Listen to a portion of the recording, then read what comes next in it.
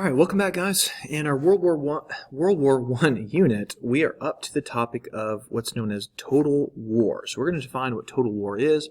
We're also going to end the fighting in World War I today, and we're going to get America involved in this war. So we got a lot of ground to cover. Let's start it off. So let's first define what total war is, because in war, there's known as limited war and total war. And most wars tend to be limited wars, right? So it's not a war for national survival or something, but a total war is just that. It's a war where the nation's entire survival is at stake. And as a result, in total war, the country has to give total effort. Okay, everything the country has is channeled into victory. Okay, everything. The economy, the people, civilians and soldiers alike, everything is focused on winning this war. Here we are looking at mass production. This is part of total war, right? If you think about the Battle of the Somme, for example, the British fired 1.7 million artillery shells at the Germans. So you need mass production to kind of keep up with that mass consumption.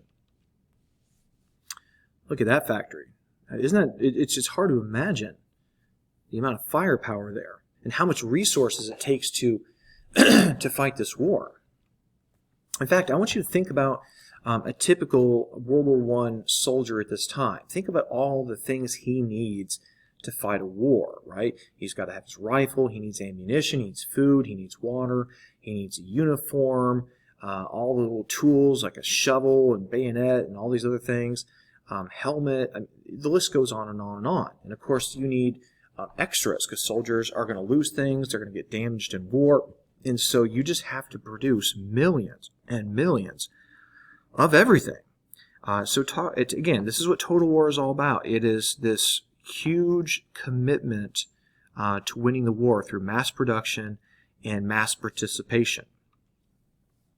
Here we are looking at some people going to sign up. They want to join the military, and of course millions will be recruited voluntarily in World War I. And one of the ways that people were encouraged to go enlist to fight for their country during World War I is through the use of propaganda posters. So you would see these posters, located throughout your country, places like post offices and stores and wherever else, and they would encourage you. They would kind of appeal to your patriotism, your love of country and all that kind of stuff to encourage you to go fight. Now, this painting, or this poster rather here, looks kind of familiar to us here Americans, right? You're thinking, man, that looks like the Uncle Sam poster, where he's pointing at you. This actually predates that. This is actually the original one. And then an American artist named James Montgomery Flagg painted this one here as an American counterpart. Now, what's interesting about this painting is, if you look at the artist, James Montgomery Flagg, and then look at Uncle Sam, if you look at those eyes and nose, you'll notice something.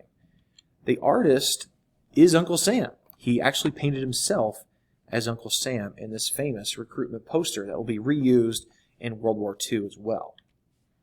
All right, now countries, of course, need more than just volunteers to fill out the military. So how are you going to get enough people to fill out the military? Well, you're going to have to rely on something called conscription. Now, if that's not a term you're familiar with, that's fine. Conscription is simply the draft. Okay, the draft is where basically young men are required to serve in the military. Okay, you're not given a choice. You're called up and you've got to go whether you want to or not. And most countries in World War I are going to make use of conscription just because, again, World War I is a new type of war where we need every able-bodied man in uniform to defend the country and have the country survive. So here we are picking our new soldiers in kind of a random fashion. So if your number is picked, off you go to the war. All right, now another aspect of total war is this thing called rationing. And if you're not sure what rationing is, it's basically limiting the amount of stuff people get or can have access to in a war. So with the demands of the military campaign, civilians are going to be asked to do with less stuff on the home front. So in many countries, civilians are going to be restricted on how much food they can buy or how many, how much clothing they can purchase and so forth, because all those resources are needed for the military overseas. Now in America in World War I, this is going to be a voluntary thing. It wasn't actually regulated by the government, but you were encouraged heavily to reduce your consumption of stuff. That way our friends and soldiers overseas have enough stuff.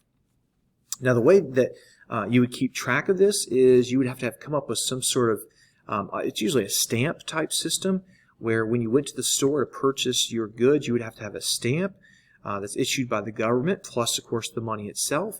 And this ensures, at least hopefully anyways, ensures that an equal amount of stuff is distributed to the people of the country. In other words, rich people can't just go in and buy at the store because they have to have the stamp, and you only get so many stamps. In this case, it's for 30 grams of Käse, which is German for cheese. Now, paying for wars. All these goods and uniforms and tanks and ships and poison gas and everything else, they're not free, okay? Governments have to pay for that stuff. So how in the world can they pay for something as expensive as a world war? And it turns out there are two main ways of paying for this war. Number one, countries raised taxes. And especially in high earners in America, it was raised extremely high. The highest tax bracket in America during World War I was over 70%, which means 7 out of every $10 goes back to the government. The other way you can raise money for the war is borrowing that money, and you're going to borrow it from the people themselves. So in World War I, they were called Liberty bonds. So you would buy a Liberty bond from the government, and what this bond is basically a loan. You are loaning money to the government so they can fight the war. Sometime off in the future, you can basically redeem that bond, and you'll get your money back plus interest. She'll make a little bit of money, and you've done something patriotic to help win the war. And you can see these posters here, again, encouraging you to buy these Liberty bonds because we've got to stop the Germans. The Germans were referred to as Huns in World War I, and Huns were kind of a barbaric group from ancient history. They're the ones who, attacked Rome and all, Attila the Hun and all that stuff. And so by describing the Germans as Huns, we're saying that they're barbarians and we have to stop them. This one over here is encouraging you to buy Liberty loans because if you don't, you're letting down your kids, right? My daddy bought me a government bond. Did yours? Oh, here we go back. Here's another one, again, showing off just how supposedly barbaric the Germans were and how your Liberty bonds will help stop that German barbarism. All right, speaking of propaganda, let's take a look at its use in World War I. So propaganda was used extensively in World War I, partly to encourage civilians to buy those Liberty bonds we just talked about, but also encourage enlistment in the military, and to show off the enemy as not quite human. We're going to dehumanize the enemy, make them look like monsters, so that we know we've got to destroy the enemy, that there's nothing good or redeeming about the enemy. They are evil, and we've got to destroy them. And again, both sides are using this propaganda, of course. Here's a great example of American propaganda from World War I. And it says, "Destroy this mad brute." And this German soldier here, he looks very ape-like. His helmet says militarism, and his big club here says Kultur, which is German for culture. And it's implying that the Germans, their German culture is too militaristic and brutal. They're walking across the Atlantic Ocean here to attack America, and we're going to be next unless you enlist and destroy this mad brute. Here's a French example showing off the Germans as these, monsters, like pointy teeth and blood and all that stuff. Here's a German example. This is showing German soldiers marching off to battle, and none other than Jesus himself blessing the German soldiers as they go into battle. This one's a British poster. It's one of my favorites. And to understand this poster, we have to understand that this poster is set sometime in the future after World War I is over. Okay, we're envisioning the future. And the gentleman here is sitting with his daughter on his lap, and the girl looks at him, and she says, "Daddy, what did you do in the Great War?" And if you notice, he looks very kind of concerned or perplexed. He's not sure how to answer. And what you're supposed to take away from this is that he didn't do anything in the Great War. That now he has to admit to his children he was a coward and he didn't go fight. So unless that you want that to happen to you in the future, you need to go enlist now and fight that war so you can tell your kids about all your exploits in battle in World War I one day. All right, let's look at women and their contribution to World War I. World War I is really going to open a lot of doors for women across the world.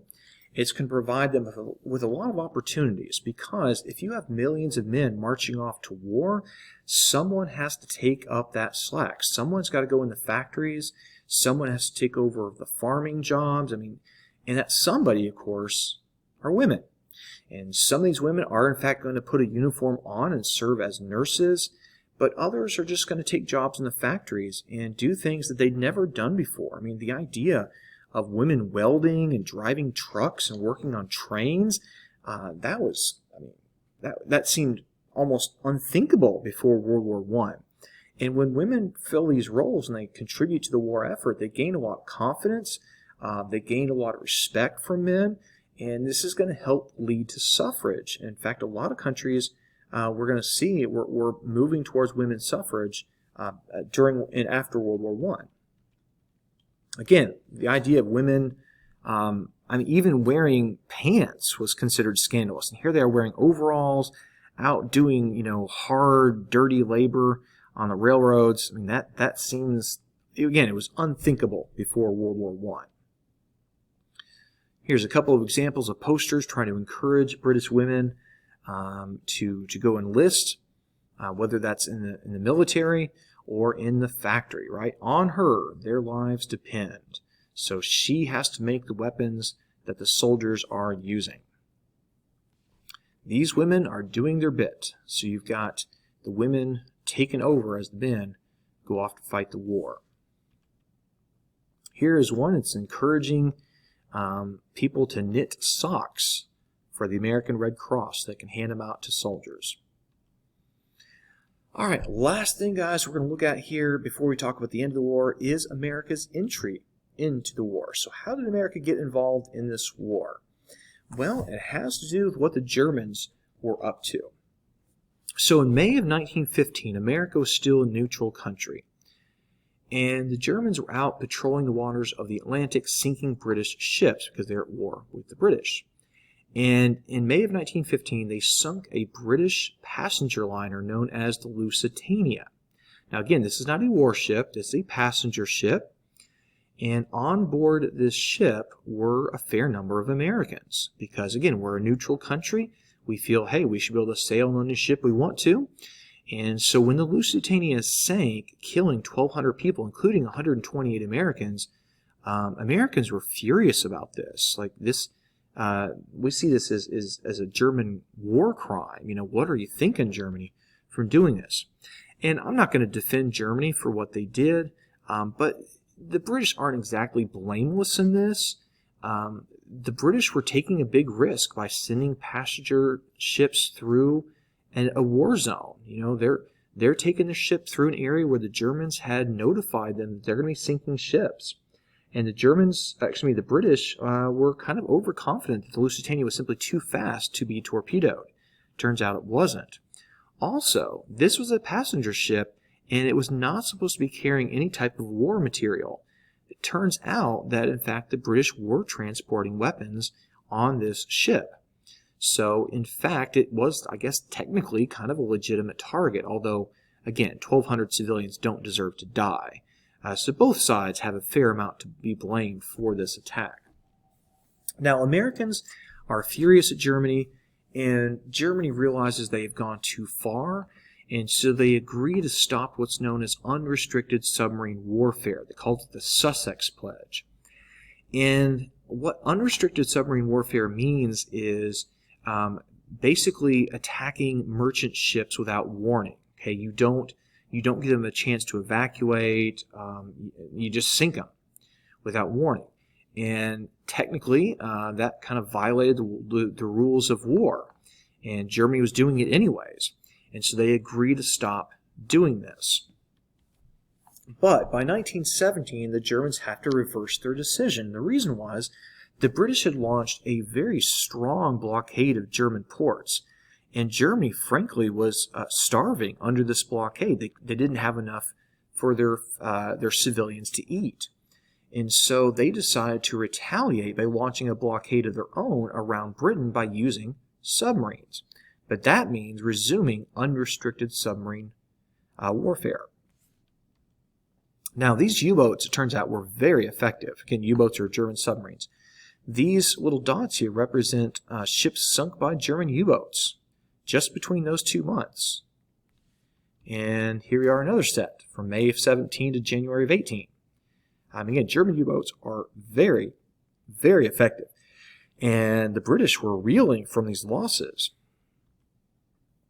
Now, by attacking ships in British waters, including neutral ships like, say, American ships, the Germans knew that more than likely this is going to result in America getting dragged into the war. So in preparation for that potential war against America, the Germans had sent a telegram to Mexico offering an alliance. And this telegram is known as the Zimmermann telegram because it was sent by the German foreign minister, who happens to be named Zimmermann. Now, this, in theory, would allow Mexico to join with Germany in case Germany went to war with America. And in that war, Germany encourages Mexico to reclaim land they'd lost from America back in the Mexican War, places like New Mexico and Arizona and those kind of areas. It turns out this message was intercepted and decoded, and the British gave us this message and said, see, this is what the Germans are up to. You need to get into the war. Here's some propaganda. Join with Germany and you get a piece of the United States, it's telling us. Here's Germany helping Mexico carve this land off from the United States. Now, American response to this telegram is rather predictable. Okay, so you put Germans sinking merchant ships, including American ships, and then you tack onto that Germany encouraging our neighbor to attack us. At this point, we have no choice. Okay, so in April of 1917, President Wilson goes before Congress and he asks Congress to declare war on Germany, and they respond with, yes, time for war. Now, Wilson, our president, had a plan, and his plan is known as the 14 points. And he claimed that the 14 points was this detailed plan to make wars like World War I obsolete. In other words, if we fight this war in a certain way and we accomplish what we want to, and we follow this plan, wars will never happen again. At least not big wars. And so Americans respond pretty optimistically to this, thinking, well, you know what? If I have to go and fight in this war, and I know it's the last war America will ever have to fight, then it's worth my sacrifice. No, my kids and grandkids will never have to fight in a war. All right, let's finish up the actual fighting of the war. So by early 1918, American soldiers are pouring into France. And with every passing day, more and more soldiers are piling up. And the Germans are panicking because they're starving from a British blockade. Once enough Americans get there, the Germans can't win. So in desperation, the Germans launch one last desperate attack against France. And it actually works very well in the early stages of the battle. They threaten Paris once again. But those American soldiers are able to help stop and push back the German attacks. And once Germany loses this attack, they're kind of done. Like, the Germans start retreating and the Americans start advancing, and Germany begins to unravel. In fact, by the fall of 1918, Germans are rising up. They're mutinying in the army and the navy. They're refusing to fight. The Kaiser of Germany, William II, flees for his life out of Germany. He abdicates his throne. The monarchy is over, and Germany just collapses in on itself. On November 11th, 1918, an armistice or ceasefire went into effect. And it went into effect on the 11th hour of the 11th day of the 11th month. And November 11th became known in America as Armistice Day to commemorate World War I losses. After World War I, of course, there were other wars, and so Armistice Day eventually evolved into what we call Veterans Day. So if you ever wonder why Veterans Day is on November 11th, it's because of the end of World War I. And again, this is a huge deal. I mean, 4 years of incredible losses, destruction of a whole generation, really, is finally over. And the outpouring of emotion, the happiness on the Allied side to have survived, and the sadness on the losing side, the German and Austrian side, these feelings were just intense as the war winds up. Here's some happy Americans knowing that they don't have to fight any longer. The war is over. All right, so that is our look at World War I as far as the fighting. In our next video, we're going to talk about the legacies of World War I. And then in the last video on this unit, we're going to talk about how Russia experiences a revolution because of World War I, and it leads to a whole new country being established in Russia.